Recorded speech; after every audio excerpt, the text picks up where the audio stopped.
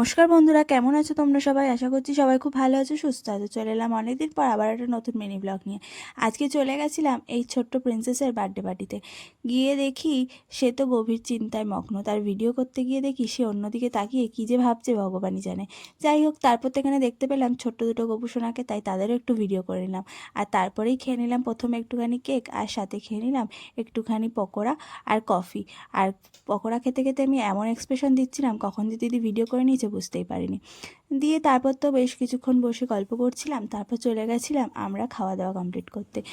খাওয়া দাওয়াতে প্রথমের মেনুতেই ছিল কচুরি, স্যালাড আর আলুর দম।